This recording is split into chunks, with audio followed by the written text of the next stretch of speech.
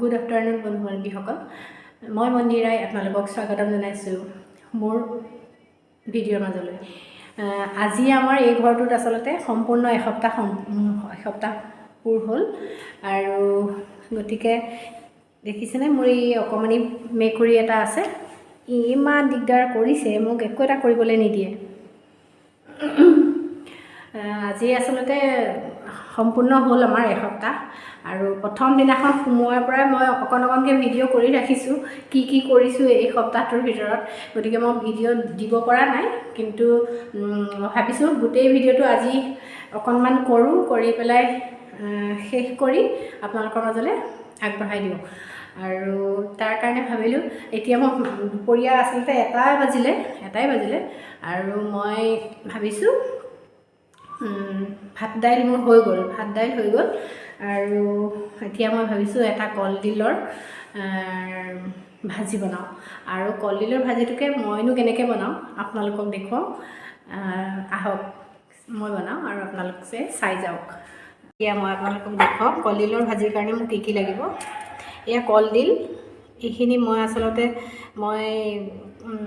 ৰুকনিখনত ৰুকি লৈছোঁ আৰু এটা বিলাহী লৈছোঁ, এয়া বেঙেনা কাটি লৈছোঁ আৰু এয়া পিঁয়াজ নহৰু একেলগে কাটি লৈছোঁ, দুটা কেঁচা জলকীয়া লৈছোঁ আৰু এয়া ধনিয়া লৈছোঁ আৰু এয়া জিৰা গুড়ি, এয়া মেথি, হালধি আৰু নিমখ। গতিকে এতিয়া আহক মই বনাওঁ আৰু আপোনালোকক দেখুৱাই যাওঁ। তেল দি লৈছোঁ, মই মিঠাতেল দিছোঁ,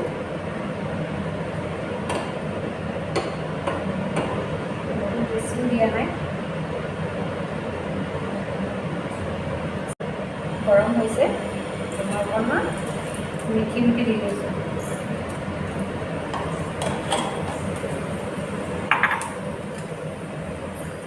মিঠি দি পেলাই এতিয়া এয়া পিঁয়াজ নহৰুখিনি দি লৈছোঁ।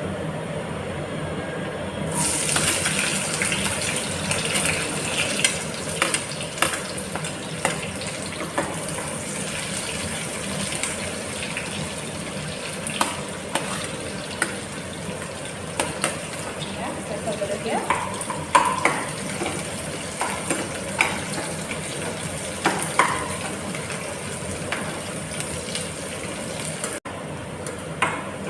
এয়া মোৰ পিঁয়াজ নহৰু ভজা হৈ গ'ল। ইয়াৰ পিছত মই এতিয়া ইয়াতে কলডিলখিনি দি দিছোঁ।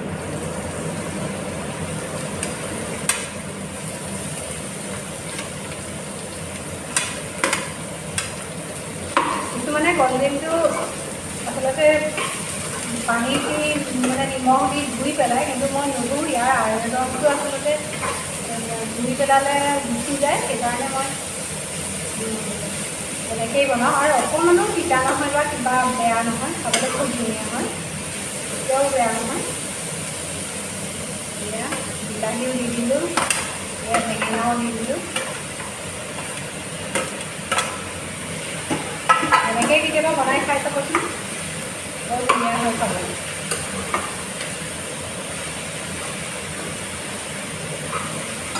ইয়াতে মই হালধি দিম,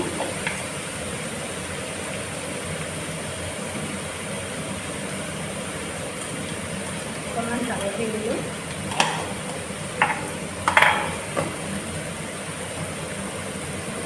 নিমখ দিলোঁ। নিমখটো আন্দাজ মতে দিব আৰু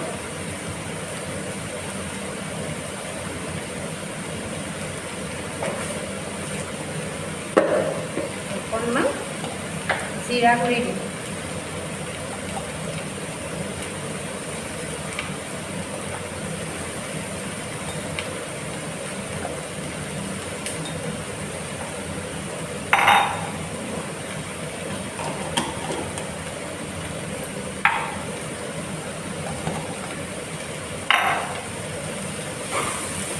গেছটো কমাই দিব, একেবাৰে চিমত দিব গেছটো।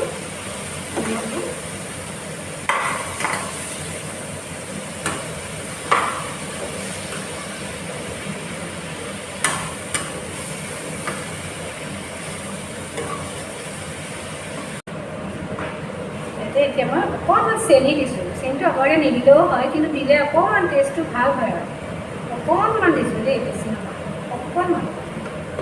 আৰু একেবাৰে শেষত অকণমান জালুক দিলে এতিয়া একেবাৰে গেছটো চিমত দি পেলাই থৈ দিম। আপোনালোকক দেখুৱাই আছোঁ।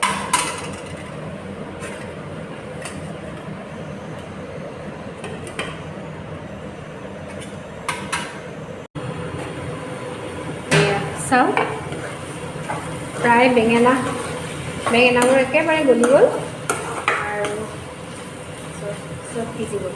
বেঙেনাৰ পৰা যিখিনি মানে পানী ওলায় সেইখিনিতে গোটেই কলডিলখিনি সিজি গ'ল। আৰু অকণমান সময় ৰাখিম, তাৰপিছত হৈ যাব। আলু সিজিলেই আৰু অকণমান সময় পিছত হৈ যাব। এতিয়া একেবাৰে শেষত অকণমান জালুকৰ গুড়ি দিছোঁ।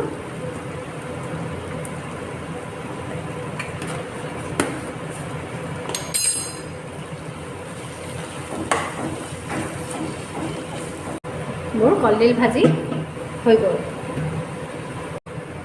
এয়া এতিয়া মই আপোনালোকৰ আগত পৰিৱেশন কৰি দেখুৱাইছোঁ।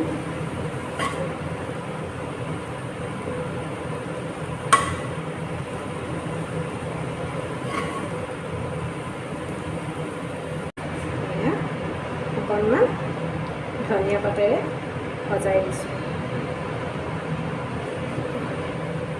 ধনিয়াখন অকণ আগতেই দিব লাগিছে।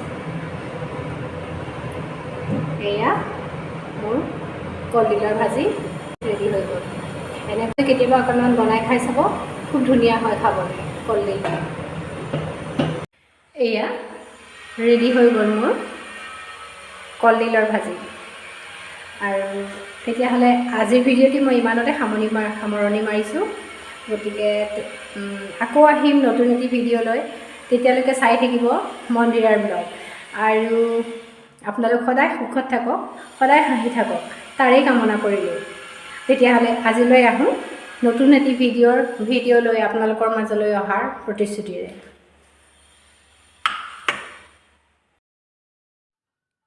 ডিচেম্বৰৰ 1 তাৰিখে আমি এভাগ শিৱ পূজাৰে গৃহপ্ৰৱেশ কৰিলোঁ। গৃহপ্ৰৱেশৰ ভিডিঅ'টো আচলতে মই সম্পূৰ্ণৰূপে কৰিব নোৱাৰিলোঁ, কাৰণ সেইদিনা মই খুব ব্যস্ত আছিলোঁ। তথাপিও তাৰ মাজতে ধৰি ৰখা কিছু দৃশ্য আপোনালোকৰ বাবে আগবঢ়াই দিলোঁ।